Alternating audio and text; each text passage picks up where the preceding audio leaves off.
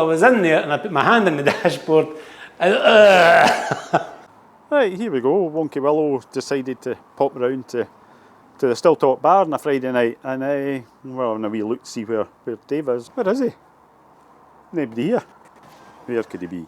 No. Maybe he's in the garage. He's in the cooler. There we go, maybe he's in the cooler. Oh. Lights on. Is anybody home? Oh, I can hear something. Must be working at the car. Must be working away. Oh, there we go. There's Dave. Oh, this you doing your spring cleaning. how we doing, Neil? Supposed to be working in this. Is that the time? It is. It's Get rid of my tickling stick. it is. It's Wonky Willow workshop time. Well, it's actually, Neil's a little bit late, so let's just go straight for the drinks, will we? Straight for the drinks. I think we maybe will do. No, you need to give us a walk around this. A little walk round of the garage. Give us a wee walk round this. Of the car, or we shall The pour a car. Now, little look at drink this first. garage. It's just you can't surely this. This is your sitting room. Well, it's Stilltop sitting room for this evening. This is a better looking sitting room than I've got. So it's so the last time we saw this, it was in bits. Yep, we shall do a little video on the 90 just shortly because apart from the obvious missing two parts, can anyone guess? Can you guess, folks? Yep, it's the door tops. Yeah. I figured I would just take it for an MOT as it was since Al fresco. well, it is July after all, but we'll get door tops on it and then we'll take it for an MOT. But yeah, we've got lots of things to go through because we've also got an Uncle Dave mail call for Neil. Oh, superb. Uncle Mail. Excellent. Uncle Mail. Right, well, what can you tell us about this? Go on, just give us a wee Well, we have a little dram first, or will we get into that 90? All right, pour us a wee dram. Because here is what I was thinking. Now, normally, I just rab it on, and Neil keeps up. And then Neil makes a video out of it. But tonight, with the Land Rover, with the colour of the Land Rover, with the garage, and with my new obsession, I think we're just going to simply call tonight the old-fashioned. The old-fashioned. Oh, The old-fashioned. Right. Not that Neil or I are old-fashioned in any way. Not at all, but we shall see. So what would you like, Neil? Would you like... Will we go for a wee Johnny Walker mail call since it's been a while? We should have a wee Johnny Walker. Yeah. So we're going to set up the old tripod, then we'll get Neil over this side and we'll do a wee Johnny Walker Friday mail call. Hey Neil, get in here because it's been such a long time. Can you remember the order? Right, Friday night. Friday night. Johnny Walker. Johnny Walker mail call.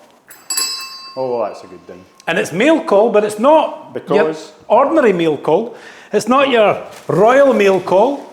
It's Uncle Dave mail call. Uncle Dave mail call. So Uncle Dave chapped in the door and says, will Neil be over? I says, well, possibly Friday afternoon. And he says, that's for Neil. So technically, it's a mail call. So but it doesn't go glug glug, so I'm not that excited. Oh, so we'll cheers to that. This? We'll cheers to that anyway. So Johnny Walker, double black. Cheers. And before we crack on again, sorry, we're all over the place. There's so much going on. Look behind you. Look what we've finally got. Oh, it's a thumbs up and a thumbs down. We've got, and we even got a pen. Oh, a white pen too. A white pen. So we can finally thumbs up or thumbs down to our favourites. It's our cool wall, basically. It's basically our cool wall. What can we call it? We'll need to call it something else. Well, I couldn't think of a name, so Steph just put a thumbs up or a thumbs down. And I'm hoping they don't look rude. At least they're not these AI generated ones that we get 5 fingers and 2 thumbs. Oh, that's always nice with that. That's a good little start to the evening, isn't it? Is it? Am I safe to open this? All I know is Uncle Dave said, Uncle Dave saying it's a pile of dirty books. I always wonder if it was Colombian. A man passed it on to a man at a show. Uncle David passed it on to me, and I'm passing it on to you. So it's nothing to do with me. So this is something nobody wants. Nothing to do with me. So it feels like a dirty book. Oh, that must be a really dirty one. Oh, there we go. What have we got? Oh, there we go. It's a 95 on Range Rover manual, which is quite funny because it's got because the 95 model you're on, it must be a P38, but they've got a picture of a Workshop manual 95 MR. What's 95 Model MY? year. Model year. 95 model year. Oh. Yeah, but they stopped doing the classic in 95. Well, it might still have something in it. But that's a classic. So much of it's probably going to be classic. Yeah. A lot of it will be. Cool. Superb. And as long as it shows me how to work the air suspension, it'll be fine. To be honest, there's a little part of me actually wishes it was dirty books. Oh, this is part 2. Part 2. Part 2, excellent. That's still a classic as well. I know. So they've obviously, so early on in the workshop manual, they've just gone, well, it's so similar. That's the thing, I need to get to the bottom of my brakes as well. Well, there may well be something in there. Cheers, Uncle Dave. So I can't remember if I was supposed to tell you where they came from. It sort of sounded like you know where they came from. He told me somebody at the Bridge of Allen show gave them. No, not Bridge of Allen show, down in the Mlaine show. Well, you have your wee dram This is there. all looking very, very swish. So is there a special event going on apart from the... We have... Is this our giveaway? Once we get to 3 million. a million viewers, you can That's my little, have a my giveaway. little cherished possession. I've had that car longer than any other car. That's impressive. I'm pretty sure. And Yeah. I've had that car 16, 17 years. Oh, that is Which good. for me, I mean, I tend to keep my cars now, but we all tend to keep what we've got because, well, there aren't any more. Yeah. But yeah, I've had that 90, must be 16, 17 years. Well, the reason the garage got a little facelift, if you noticed. Right, Sunday afternoon, I still took. What are you up to, Dave? Well, I'll tell you, my tradesman, he always told me that on a Sunday morning he was doing a wee homer, and the barman didn't have a baton or any steps, but he did have a horse. And old Bill swears that he papered the pub ceiling with on the back of a horse. So I don't have a horse, but what we do have is the next best thing. So here we are, paper on the ceiling.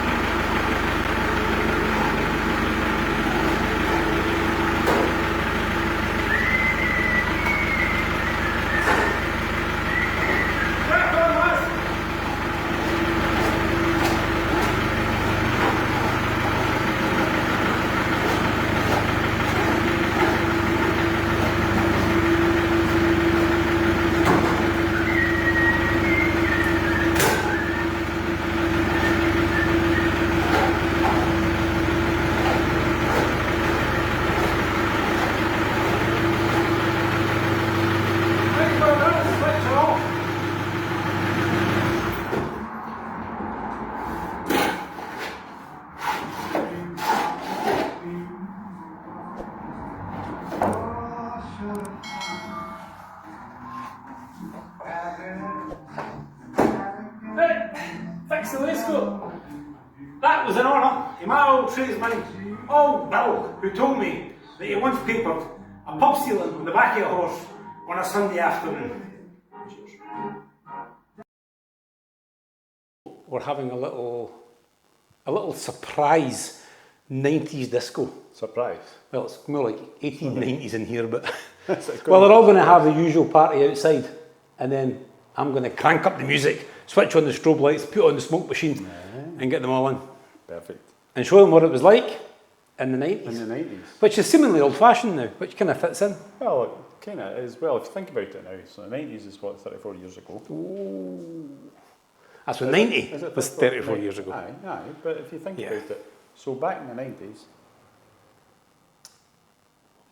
50, your favourite, well, good old 57 Chevy.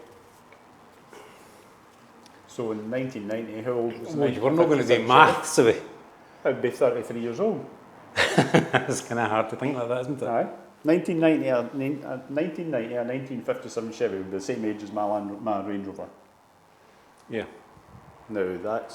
So when I bought that 110, when I bought that 90, it was 10 years old, and my 110 is now 9 years old. That's crazy. How time flies, It just flies.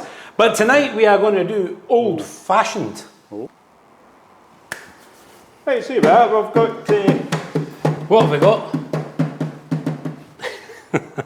she's not got the same soundproofing as a Range Rover. I see you haven't done what... I can't remember the chap's name. I met a chap at Alan Crow's do... What was it? Field of Land Rovers. Field of Land Rovers. Field of Land Rovers, yes. And he'd actually put 3mm sheets of aluminium behind his panels. I glued them on. Sikaflexed them on underneath and his panels. To stop the... Stop the dog tops. And it was something I would never have thought of doing. And it was... But the difference it made was unbelievable. Well, it's just made the car a lot heavier. Well, it was aluminium, right enough, but it just 3 mil aluminium. It did just take that out of it.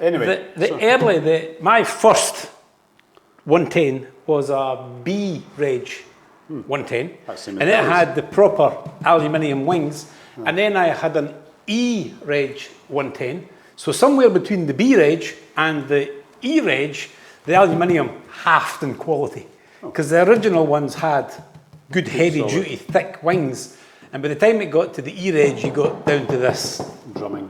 Lower.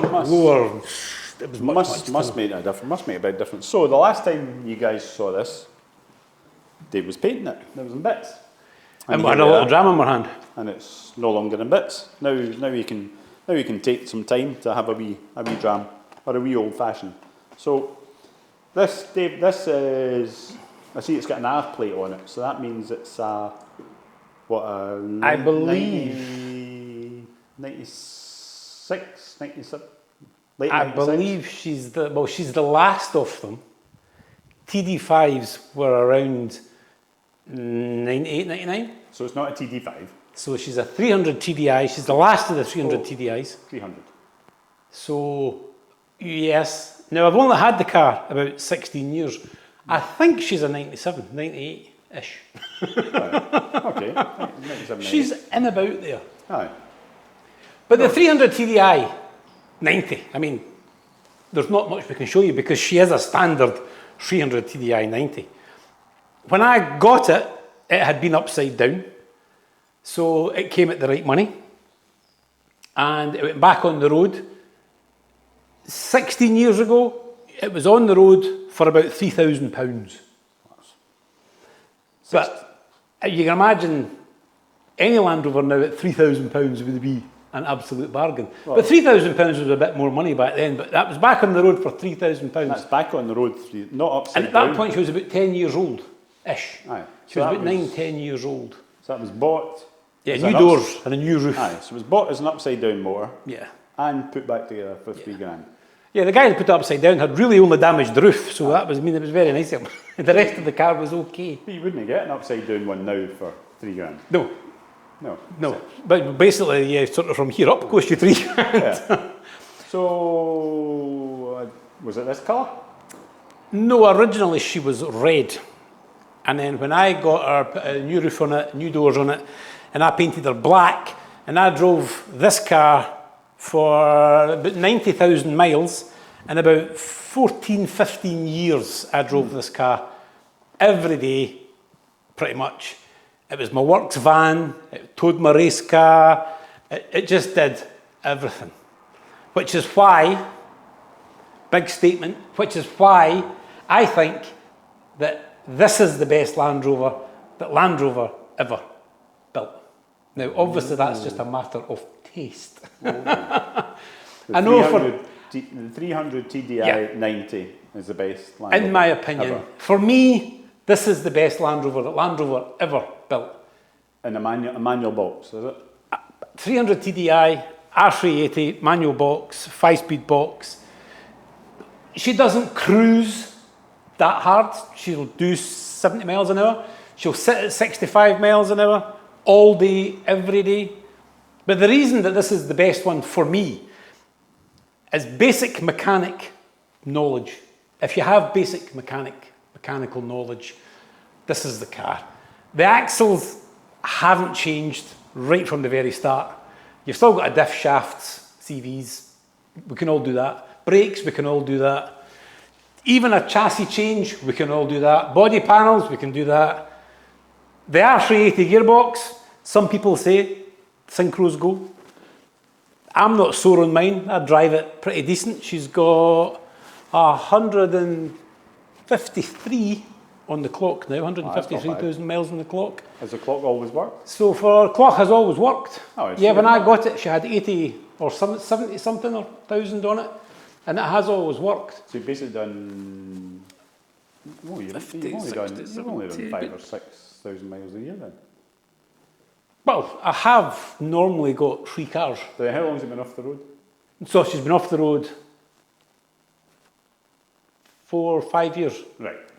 Yes, I drove her for about 12 years. Aye, yeah. So that would probably make sense. But the 300 TDI, easy to fix. Nothing is scary money. You know, nothing is expensive. Everything is reasonable to fix. Is it on those ancient coil springs? She is on those ancient coil springs. Ugh, that's just, I mean to say, it's not got these wee sensors you need. No, there is no air suspension, no compressors. How can you say no this? brain? There is no brain. There is no brain at all in this car. How can you say this is the best Land Rover ever built? Because there is no brain in this car. Even when you're driving it, is that right? So here is one part I was just mentioning, one part I was mentioning that it's not that, nothing's expensive. Apart from doors. So as you can see, we've got half doors. Because half doors came my way at the right price. Whereas new doors, because the original doors, the bottoms weren't there really. Well, that's what I was going to say. So these doors, did this originally have full doors? This had full doors with windy up and down. And they worked perfectly well most of the time. But they're just naff. But at some point, I was going to open the door and the glass was going to fall out of the bottom. I mean, she was pretty bad. No, I must admit, I think... So we're going for door and door tops. Windy up doors in the Defender's just wrong. I've always, when the summertime gets here, if it ever gets here this year, I've always just loved a half door. Yeah. I've always just loved, as soon as the good weather's here, Door tops off. the door tops are off. Aye. And it just makes them just so much Aye. better to drive when you take the door tops off them. Well, actually, here's a link to one of my old cars. One of my old cars was an Opel Manta. An Opel Manta didn't have any door frames. Yes, that would be sort of, yeah. So and that's what made it. Exactly. And it was just so cool. You just wind the window down and there's nothing there. So the Cavalier had the metal bit. Aye. So when you opened it, you still had the metal bit. Yes. But the Manta had the... Just a big door. Just because a there's big only door. 2 doors and a very long What colour was she? red, bright red. Well, there was Bright 2 I had. red. Bright red and then there was a metallic one. The GT, a Berlinetta, a red Berlinetta and then a silver GTE, which was quite a nice wee car. I quite liked it. All coupes. Before my None time. of this hatchback stuff. They were Coupes. before my time. Oh, aye.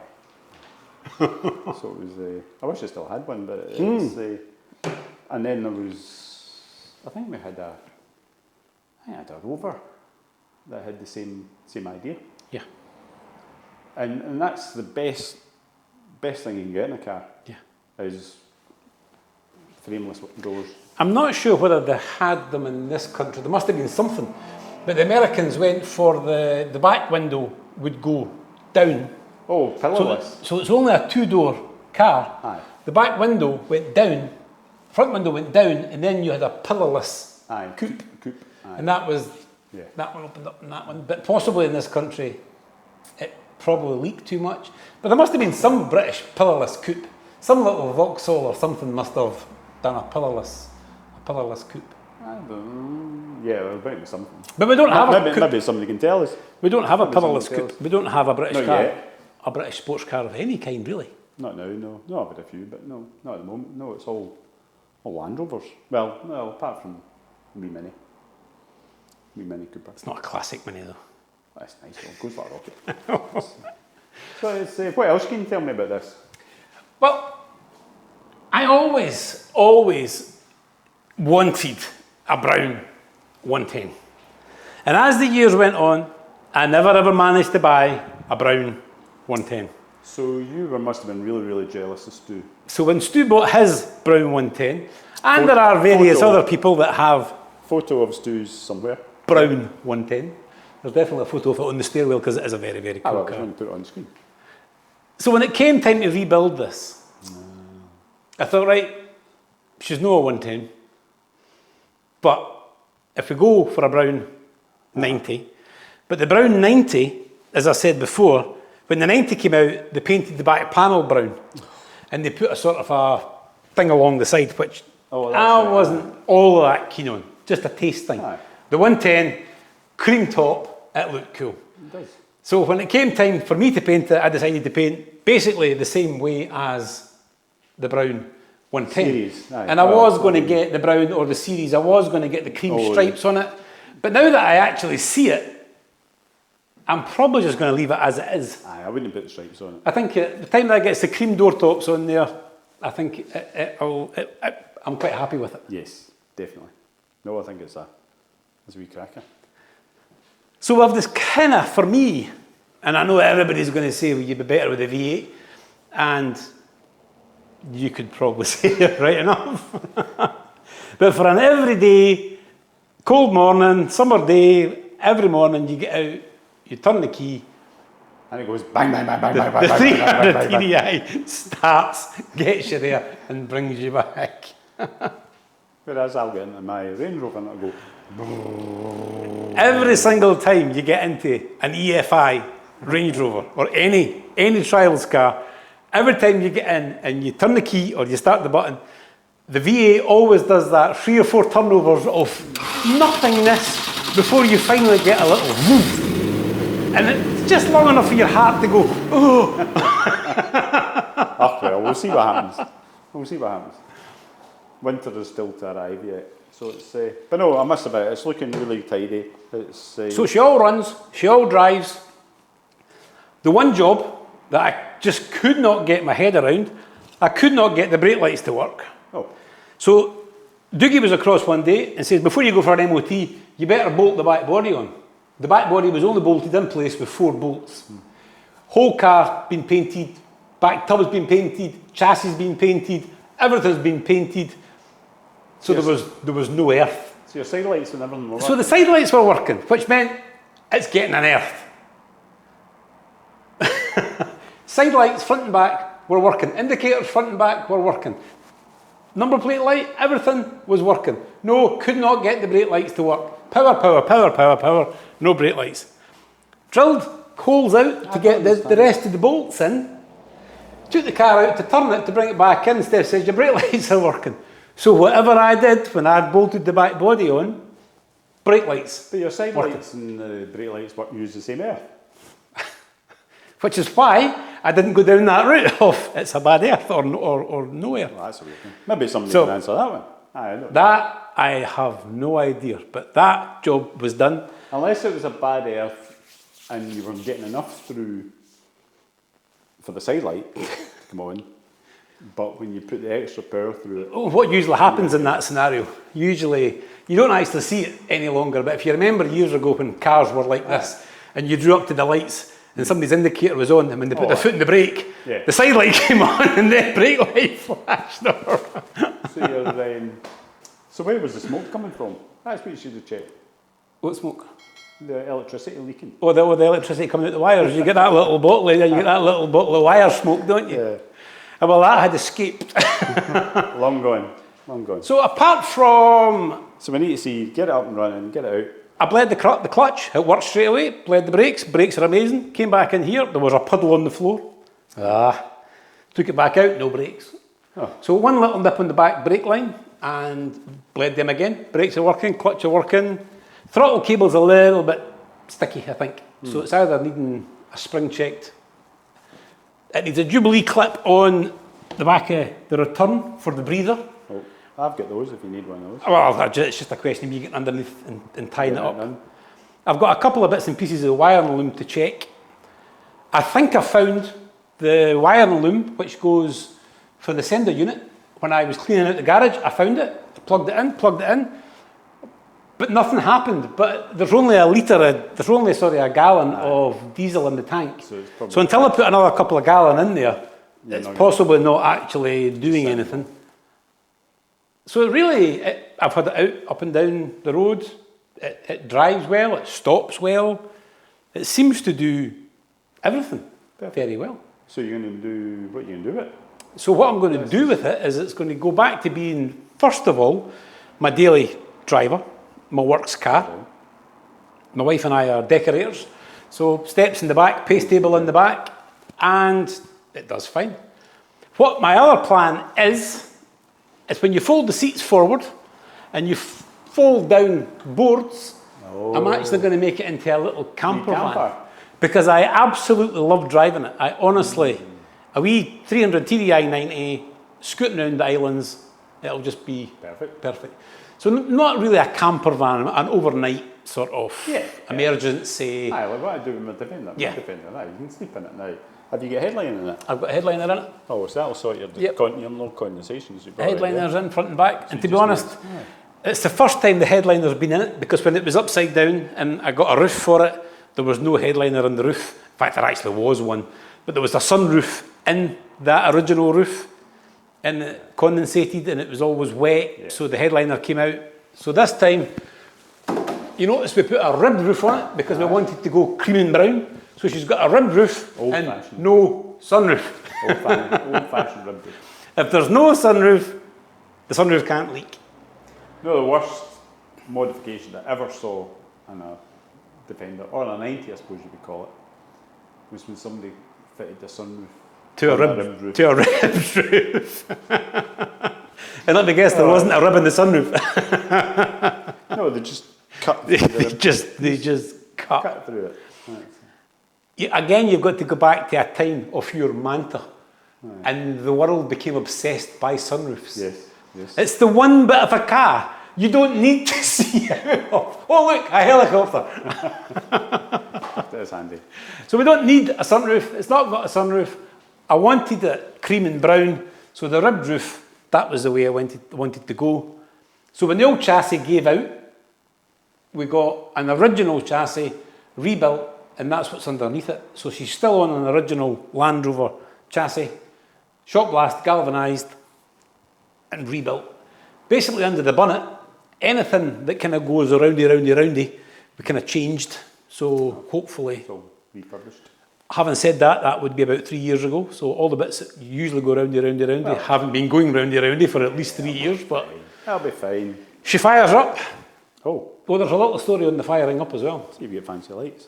Well, that's just what we had.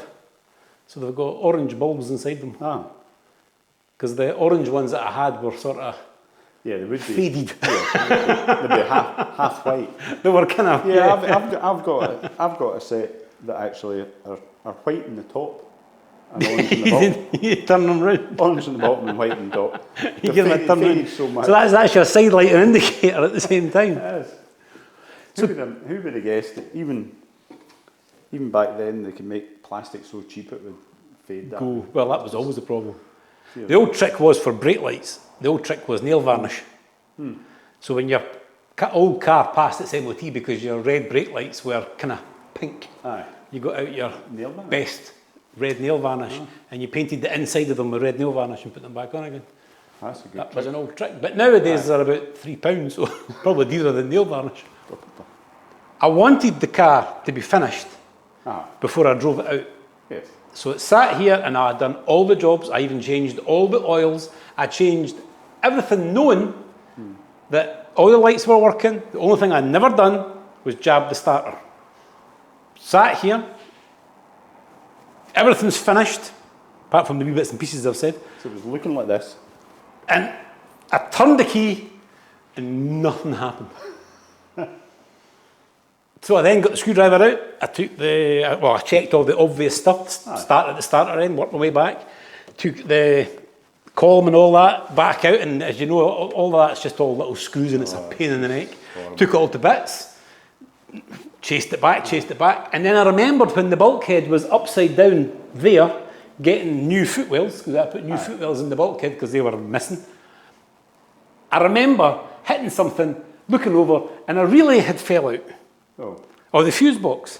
Now there's 3 spaces and 2 relays. So I can remember picking it up, I can see where we're going. picking a hole and sticking it in, thinking, that'll be where it came from.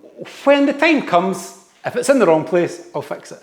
And I had the whole dashboard out thinking, really? Turned the key and she fired up. But at that point, the whole thing had its throat cut, so I had to put it all back together again. This has got the...